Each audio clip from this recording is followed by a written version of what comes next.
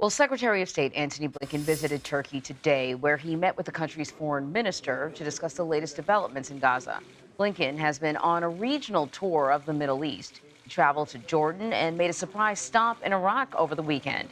The U.S. continues to have a complicated role in this conflict, supporting Israel while also pushing for a humanitarian pause. Blinken spoke about the efforts earlier. All of this is a work in progress. Look, we know the deep concern here for the terrible toll that Gaza is taking on Palestinians, on men, women, and children in Gaza, innocent civilians, a concern that we share and that we're working on every single day. We've engaged the Israelis on steps that they can take to minimize civilian casualties. We're working, as I said, very aggressively on getting more humanitarian assistance into Gaza, and we have very concrete ways of doing that, and I think you'll see in the days ahead that assistance can expand in significant ways so that more gets into people who need it and gets to the people who need it, as well as making sure that people can continue to come out of Gaza. Well, next, Blinken heads to Japan and then to South Korea, where he will meet with foreign ministers to discuss economic security and other regional issues. CBS News intelligence and national security reporter Olivia Gazis is joining us now with more. The Secretary of State was asked a really sort of interesting question about his progress, whether or not he's making any progress on that list of things that he just mapped out. And he said, in part, sometimes progress can be seen in what hasn't happened, what's been prevented. Can you tell us a little bit more about the agenda behind Blinken's surprise visits to Iraq and the West Bank?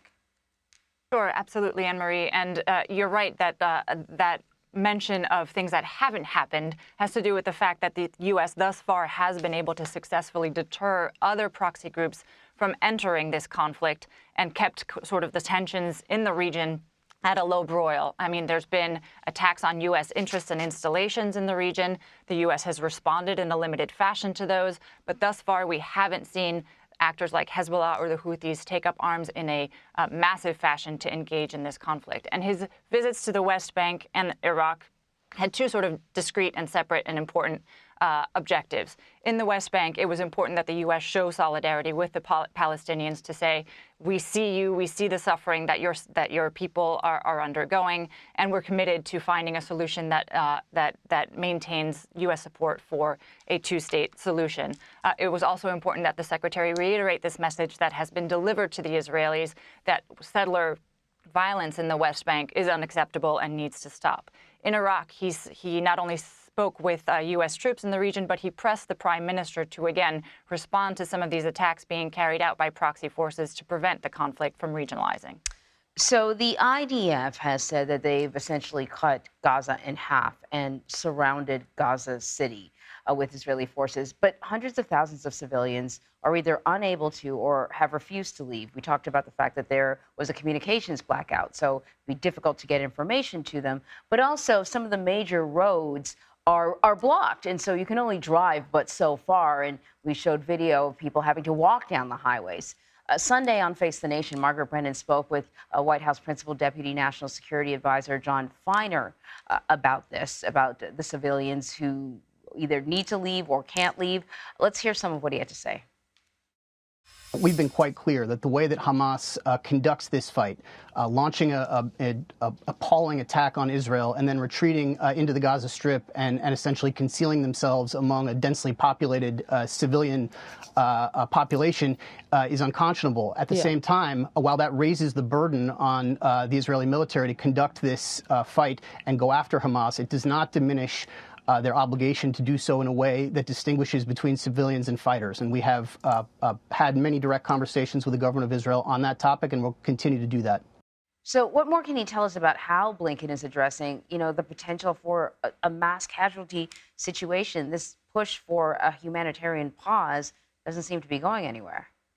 No, that's right. And that's why you sort of said, you heard him say that this is going to take time. This is a work in process, because one of the overarching goals for this administration and for the secretary in his travels there has been to press the Israelis to maintain, to abide by international humanitarian law, which increasingly human rights groups are saying some of these operations they've been conducting appear to violate.